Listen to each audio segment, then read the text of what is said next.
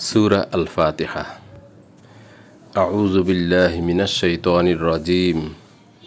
বিসমিল্লাহির রহমানির রহিম। আলহামদুলিল্লাহি রাব্বিল আলামিন। আর রহমানির রহিম। মালিকি ইয়াউমিদ্দিন। ইয়্যাকা না'বুদু ওয়া ইয়্যাকা নাস্তাঈন। দয়াময় মেহেরবান আল্লাহর নামে। বিশ্বের রব আল্লাহর জন্য সকল প্রশংসা, যিনি দয়ালু ও মেহেরবান, বিচার দিনের মালিক। আমরা একমাত্র তোমার ইবাদত করি এবং তোমার কাছেই সাহায্য চাই। তাফসিরে মাযহারিতে বলা হয়েছে, ইলাহ থেকে আল্লাহ শব্দের উৎপত্তি। ইলাহ এর হামজার স্থলে আলিফ ও লাম যোগ হয়ে আল্লাহ হয়েছে। ইলাহ অর্থ উপাস্য, হুকুমদাতা, বিধানদাতা। আর আল্লাহ অর্থ একমাত্র উপাস্য, একমাত্র হুকুমদাতা, একমাত্র বিধানদাতা। আল্লাহর নামে শুরু করা কাজে আল্লাহর সাহায্য ও বরকত পাওয়া যায়, কিন্তু আল্লাহর নাম না নিলে তাতে শয়তানের অংশগ্রহণ থাকে। তাই যে কোনো কাজ আল্লাহর নামে শুরু করা ইসলামী কালচার। রব অর্থ মালিক, অভিভাবক, প্রতিপালক, সার্বভৌম ক্ষমতার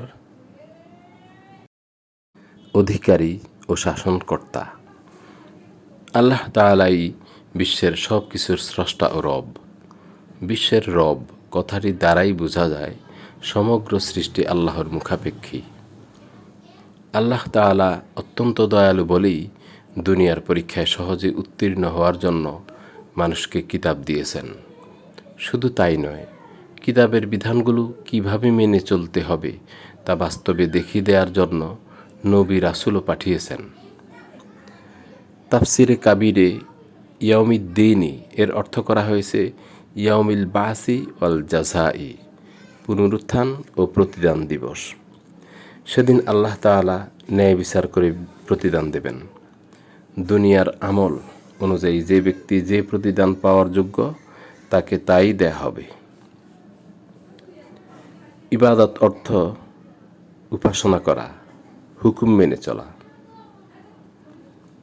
আমরা দিনরাত নামাজে বারবার আল্লাহকে বলি, শুধু তোমার হুকুম মেনে চলি, কিন্তু বাস্তবে তাঁর হুকুম মানি না।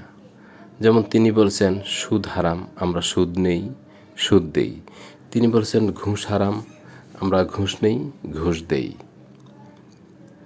তোমার কাছেই সাহায্য চাই এ কথা মুখে বললেও অনেকেই আল্লাহর কাছে সরাসরি না চেয়ে অভাব ও প্রয়োজন পূরণের জন্য সাহায্য চায় অথর্ব জায়গায় গিয়ে।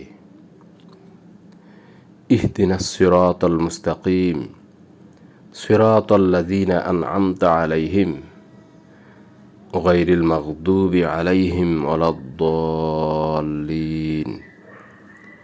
আমাদেরকে সহজ সঠিক পথ দেখাও, তাদের পথ যাদেরকে তুমি নিয়ামত দিয়েছ, যাদের উপর গজব পড়েনি এবং যারা গুমরা হয়নি। যিনি স্রষ্টা কেবল তিনি সঠিক পথ দেখাতে পারেন, অন্য কেউ নয়।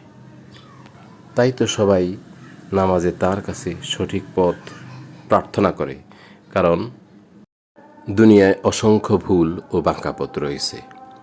আল কোরআনের পথই সহজ ও সঠিক পথ, কিন্তু মানুষ দুনিয়ার ক্ষুদ্র স্বার্থে সে পথে চলে না।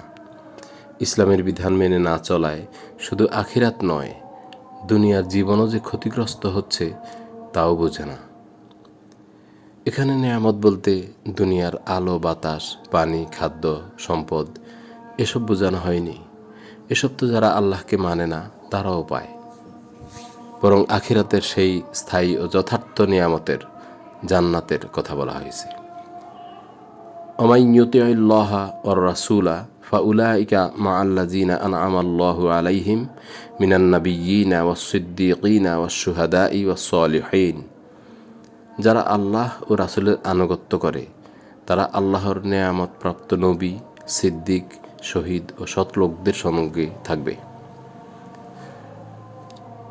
যাদের উপর গজব পড়েনি এবং যারা গোমরাহ হয়নি তাদের পথে চালানোর জন্য আমরা সালাতে আল্লাহর নিকট দোয়া করি, অথচ বাস্তব জীবনে তাই করি যা করলে তিনি রাগ হন, অর্থাৎ তাঁর বিধান অমান্য করে চলি।